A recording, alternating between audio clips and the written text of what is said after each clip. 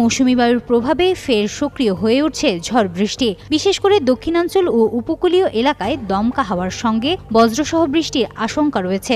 একই সঙ্গে ঢাকাসহ সারা দেশে কয়েকদিন ধরেই চলতে পারে হালকা থেকে মাঝারি বৃষ্টি, কোথাও কোথাও হতে পারে ভারী বর্ষণও। বাংলাদেশ আবহাওয়া অধিদপ্তর জানিয়েছে, রোববার সন্ধ্যা ৬টার মধ্যে দেশের ৭ অঞ্চলে খুলনা, বরিশাল, পটুয়াখালী, নোয়াখালী, কুমিল্লা, চট্টগ্রাম ও কক্সবাজারের উপর দিয়ে দক্ষিণ অথবা দক্ষিণ পূর্ব দিক থেকে ঘন্টায় সর্বোচ্চ ৬০ কিলোমিটার বেগে দমকা অথবা ঝড়ো হাওয়া সহ বৃষ্টি অথবা বজ্রসহ বৃষ্টি হতে পারে। সংশ্লিষ্ট নদীবন্দরগুলোকে ১ নম্বর সতর্ক সংকেত দেখাতে বলা হয়েছে। পাশাপাশি সংস্থাটির ধারাবাহিক পূর্বাভাসে বলা হয়েছে, সোমবার থেকে বৃহস্পতিবার পর্যন্ত খুলনা, বরিশাল ও চট্টগ্রাম বিভাগের অনেক জায়গায় এবং ঢাকা, রাজশাহী, রংপুর, ময়মনসিংহ ও সিলেট সহ দেশের বিভিন্ন স্থানে দমকা হাওয়া সহ হালকা থেকে মাঝারি বৃষ্টি অথবা বজ্রসহ বৃষ্টি হতে পারে।